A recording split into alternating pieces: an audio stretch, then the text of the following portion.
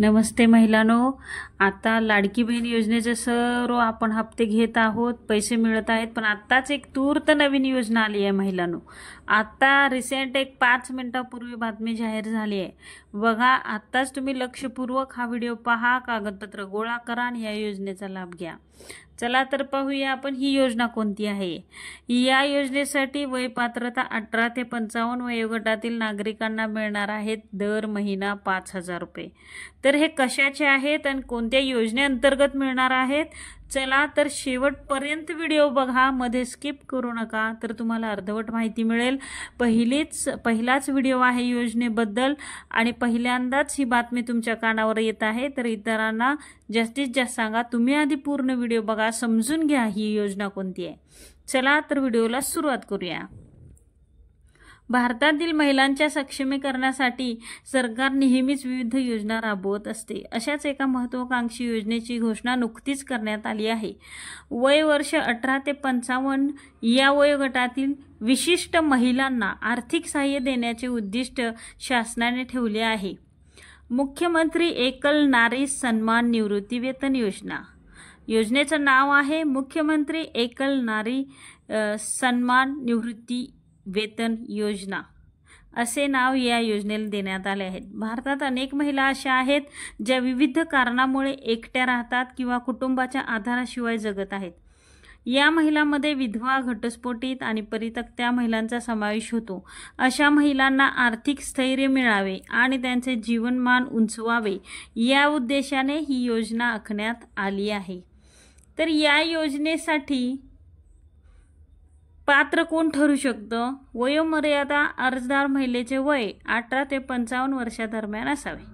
वैवाहिक स्थिती या योजनेत विधवा, घटस्फोटित किंवा परित्यक्त्या महिलांचा समावेश होतो.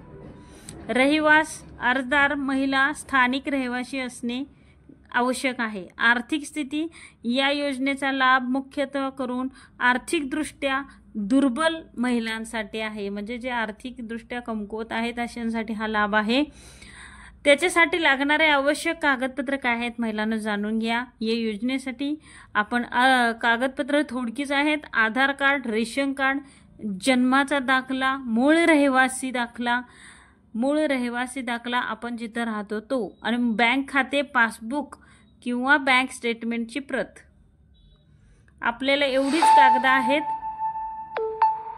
विधवांसाठी पतीचे मृत्यू प्रमाणपत्र, घटस्फोटित महिलांसाठी न्यायालयाने दिलेले घटस्फोटाचे प्रमाणपत्र, परित्यक्त्या महिलांसाठी उपविभागीय अधिकारी किंवा विकास अधिकारी यांनी दिलेले प्रमाणपत्र. अर्ज कसा करायचा आहे? या योजनेसाठी अर्ज करण्याची प्रक्रिया सोपी आणि सुलभ ठेवण्यात आली आहे. इच्छुक महिलांनी याप्रमाणे अर्ज करायचा आहे. संबंधित विभागाच्या कार्यालयात जाऊन अर्जाचा नमुना प्राप्त करावा. अर्ज काळजीपूर्वक भरावा आणि सर्व आवश्यक माहिती भरावी. सर्व आवश्यक कागदपत्रांच्या प्रती अर्जासोबत जोडाव्या. पूर्ण भरलेला अर्ज आणि कागदपत्रे संबंधित अधिकाऱ्याकडे जमा करावीत. अर्जाची पावती घ्यावी आणि पुढील सूचनांसाठी संपर्कात राहावे. योजनेचे महत्त्व आपण जाणून घेऊया. काय आहे महिलांनो? तुम्हाला हे सर्व कागदपत्र तहसील कार्यालयात द्यायची आहेत. मुख्यमंत्री एकल नारी सन्मान निवृत्ती वेतन योजना ही केवळ आर्थिक मदत नाही, तर समाजातील या महत्त्वाच्या घटकाला सन्मान देण्याचा एक प्रयत्न आहे. या योजनेचे अनेक सकारात्मक परिणाम दिसून येणार आहेत. आर्थिक सुरक्षितता, दरमहा तुम्हाला ही 5,000 रुपयाची पेन्शन मिळणार आहे. आत्मसन्मान, या योजनेमुळे एकाकी महिलांना समाजात सन्मानाने जगण्याची संधी मिळते. त्यांना वाटते की समाज आणि सरकार त्यांच्या कल्याणाची काळजी घेत आहे. सामाजिक सुरक्षा, अशा महिलांना समाजात सुरक्षितता मिळते. आपल्याला जास्त समाजात सुरक्षितता मिळण्यासाठी बघा, अनेक महिलांना ही योजना महत्त्वाची ठरणार आहे. यामुळे दैनंदिन खर्चासाठी थोडी महिलांना मदत होणार आहे. आत्मसन्मान या योजनेमुळे एकाकी महिलांना समाजात सन्मानाने जगण्याची संधी मिळत आहे. त्यांना वाटते की समाज आणि सरकार त्यांच्या कल्याणाची काळजी घेत नाही, पण ही आपल्यासाठी योजना राबवली आहे शासनाने. आपल्याला सामाजिक सुरक्षा, अशा महिलांना समाजात सुरक्षता मिळण्यासाठी ही योजना शासनाने आणली आहे. शासन सांगत आहे की तुम्ही महिलांनो एकट्या नाही, तर आम्ही सरकारी यंत्रणा घेऊन तुमच्या पाठीशी उभा आहे. शिक्षण आणि कौशल्य विकास या आर्थिक मदतीमुळे अनेक महिला त्यांच्या मुलांच्या शिक्षणावर खर्च करू शकतात किंवा स्वतःच्या कौशल्य विकासासाठी प्रयत्न करू शकतात.